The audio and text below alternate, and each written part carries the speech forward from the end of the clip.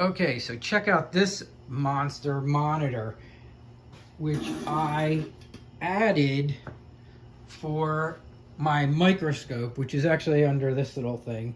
So normally I can look at my microscope on this screen, but my microscope has the ability to transmit high definition images to a monitor. And we just went through Black Friday, and actually today is Cyber Monday, and I bought this on Black Friday for $65. And take a look at this, guys. This is just amazing. Look at that.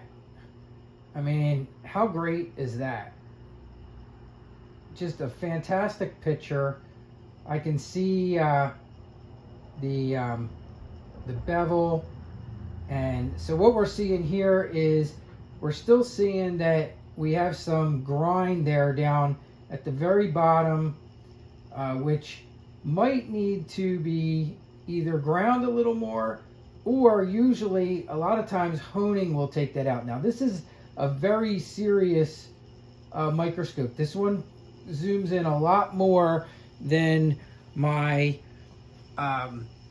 Kinda does that I use on my laptop a lot. But so what I'm going to do now is, and I'll see if I can recreate this. So I'm just going to hone this on the synthetic wheel a bit, and then we'll take a look at it. But what I find happens regularly that it doesn't happen when I use the leather wheel is I find that this makes a wire burr that, and it'll give me the same kind of visual. Like sometimes you can see what looks like the burr coming off when you'll see that little reflection go away. And I did miss this a little bit. You probably didn't see it with a tiny bit of. I have a little spray mister that Tormek recommends that you can put a tiny bit of water on the synthetic wheel to get the best results out of it. And normally what I can tell when it's doing it, because the knife goes from feeling sharp to feeling dull, and it shouldn't be. And yeah, and it just did it again. So this now feels to me, it feels dull, and you know, I push a little harder into my leather wheel, but let me show you this under the scope. All right, so there's the new giant screen. But this is one of the reasons why. So look at that. Like that looks really good. But if you look really close, this synthetic wheel does is it seems to like clean the bevel all the way down to the apex, but it's like pushing the material in and not tearing that final bit off. And what it's doing is kind of creating a wire burr. And I'm gonna let you know, and you know what, I'm gonna show you. Let me do this. I'm gonna show you the other way that, I mean, obviously I can tell by touching it and feel, but I'm gonna show you immediately another way you can always usually tell. A lot of times if you didn't hone enough or properly to get the burr off, you'll know it immediately if you're doing if you do a best test, if you're using a best tester to test your sharpening.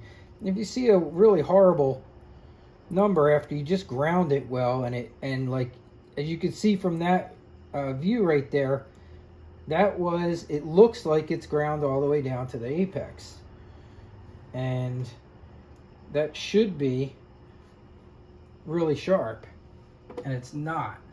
But once you get that final burr off, let's see where this comes in. I'm expecting we're probably not going to see a great number here.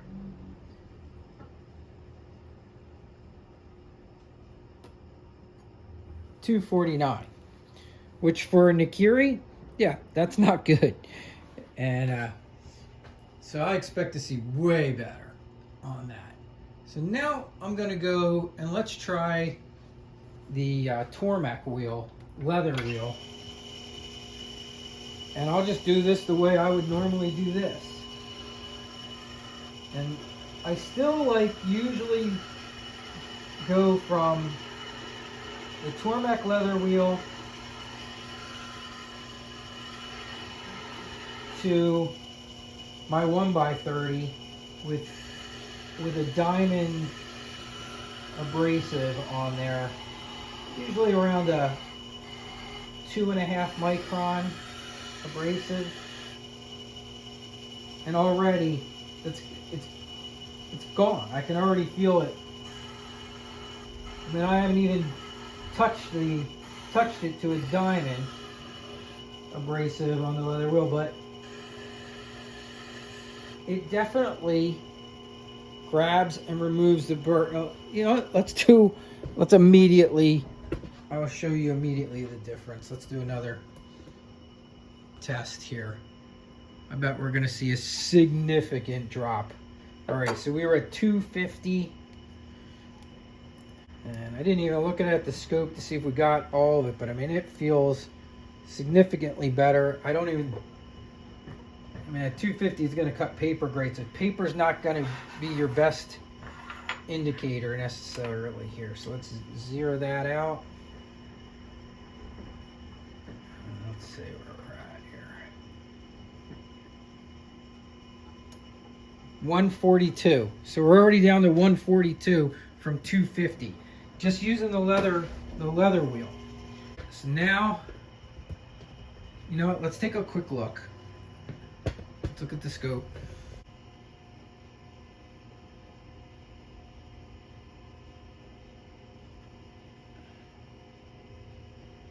It looks good. You know, I do see a tiny bit of stuff. You see that little shiny bit stuff? All right, so now what I normally like to do is I like to come over here, and I'm gonna pull this now out of the jig. What I like to do is usually 2 quick passes on each side.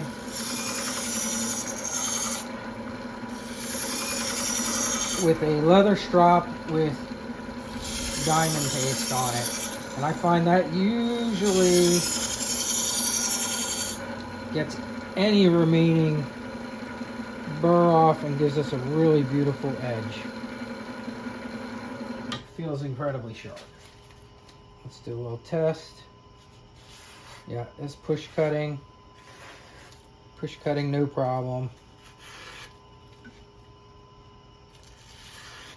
All right, let's go back to our scope.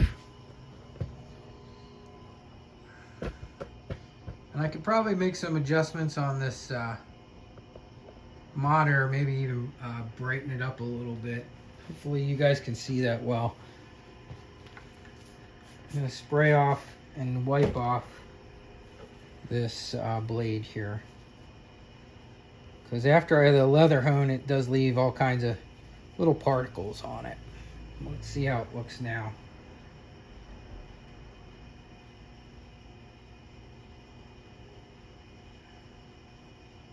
And like I said, I'm not sure if you can see it because it might look a little dark on the video.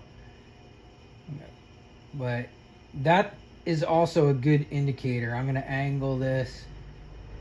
And when I don't see any shiny parts on that very edge, I know that it is usually perfectly deburred. I'm not seeing any shine. I'm not seeing any what looks like a feather edge or any type of wire burr. It looks really, really clean now after that diamond abrasive impregnated leather strop. All right, we're gonna come back over and see where we are now after stropping on that leather strop. And hopefully it's improved even better. I think we were at what, 140, was it 149, somewhere around there?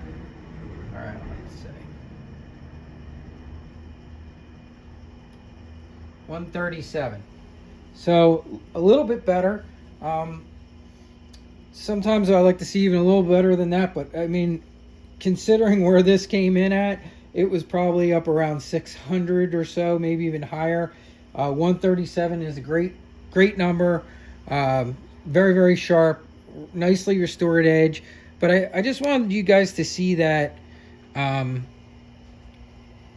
with the synthetic honing wheel. So it's just something that I have noticed over time, and I don't know if it's technique, if it's something I'm doing wrong, or if it's just that the leather does a little bit better job of grabbing and ripping off the burr or refining the burr, but I do not get the same results from the synthetic wheel that I do the leather wheel. And I don't know, I wish I could figure out exactly why that is.